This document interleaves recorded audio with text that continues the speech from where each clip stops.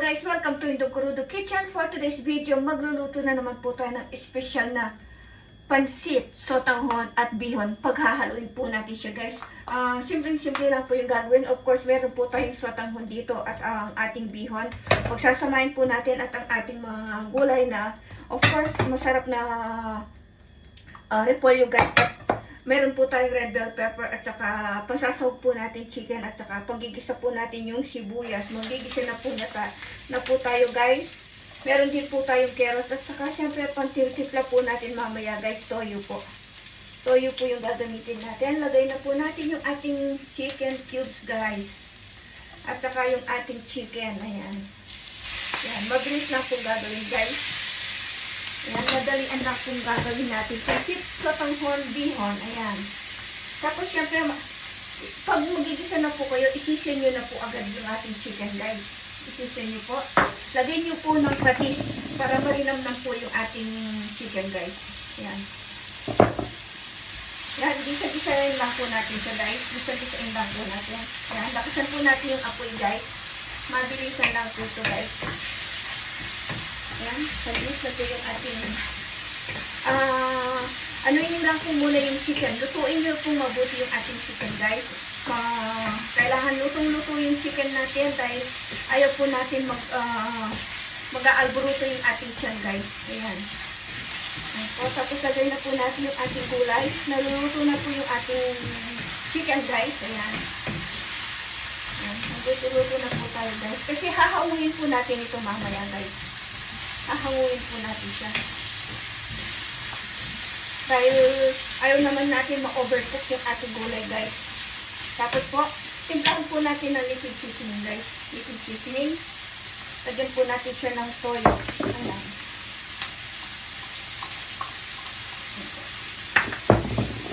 Ayan po. Gisa-gisahin na nyo lang po yan. Gisa-gisahin nyo po. Tapos yung ating gulay guys. Yan po nating maluto yung gulay. Dapat po half cook lang yung gulay natin guys. Half cook lang para hindi naman masyadong malaki guys. Lagyan po natin siya ng tubig. Ayan. Pinakulo ko po yung tubig kaya mainit na po siya. Kaya para mabilis po siyang maluto guys. Ayan. Ayan lang po natin maluto yung ating gulay guys. Ayan. Dagdagan po natin ng tubig. Samantala po guys, magmamarinate po tayo ng chicken guys. Eto po, meron po tayong chicken thighs po dito guys.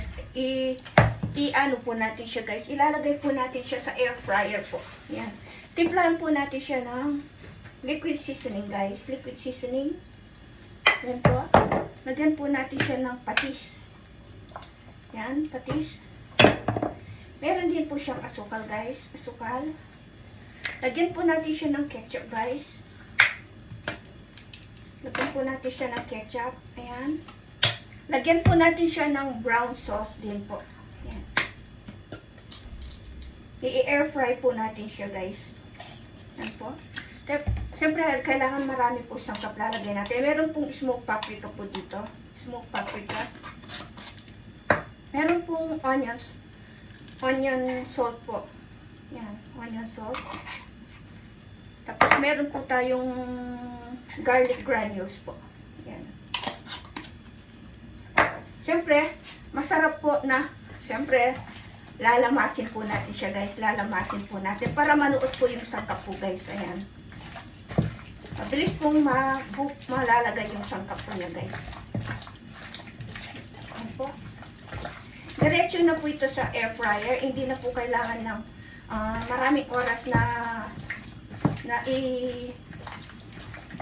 i-marinate. Kaya po nilalamas natin. In-slice ko po yung ating chicken thighs po dito guys. Para manuot-nuot na po yung nilagay po natin pampalasa guys.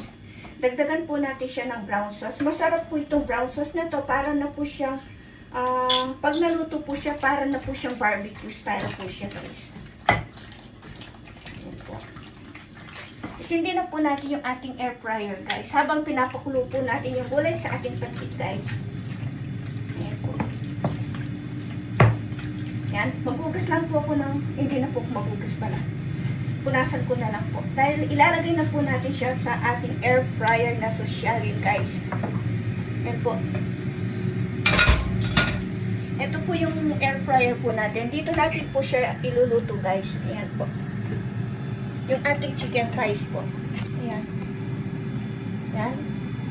Lagay ko lang. Punasan ko muna po kasi baka madudumihan yung ating air fryer, guys. Ayan po. Dito natin po isasalansan yung ating chicken thighs po.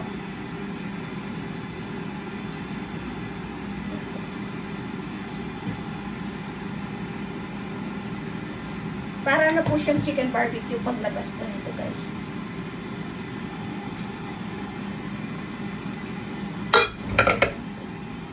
Ayan, magbukas na po ko ng kamay. Punasan po natin para hindi siya matulog, guys. Ayan po. Mga 28 minutes ko po siyang nilagay po dito. 20 minutes. Pero, titingnan po natin siya, guys, mamaya. Okay. Habang kumukulo na po yung, ayan po, kumukulo na po yung ang bango na po niya, guys, ang bango na po. Ito na po yung ating gulay po.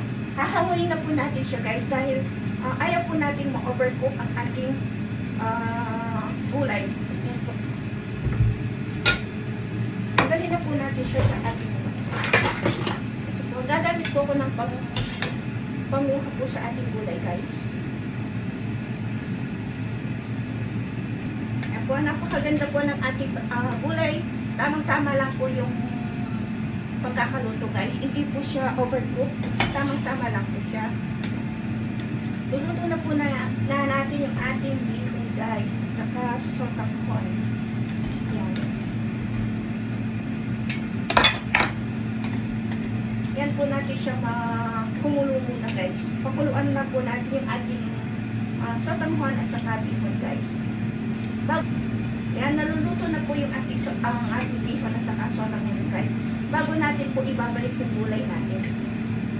Luto na po yung gulay kaya hindi na po kailangan lutuin ng matagal, guys. Medyo kurang po siya ng paminta. Dagdagan ko po siya ng paminta. Masarap po sa pansit, guys, yung madaming paminta po, guys.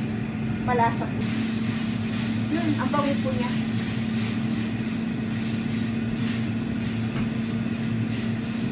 Ito na po ang ating pansit, bihon at sotang corn, guys. Siyempre, lagay na po natin yung ating gulay, guys. Yan. Maraming gulay, masarap. Ito na po yung ating pansit, guys. Ito na po yung ating pansit. Sotang corn at bihon. Gisado po yan. Gisado. Ayan. Ito na po siya. Hello, guys. Ito na po ang ating in-air fryer na chicken, guys. Tingnan nyo naman. Wow. Para po siyang barbecue. Naman. 5 piraso po yung ating in-air fryer po, guys. 5 pirasong chicken thighs po, guys. Ayan. Ayan po. Napasok po sindong krudo, guys. Ayan po.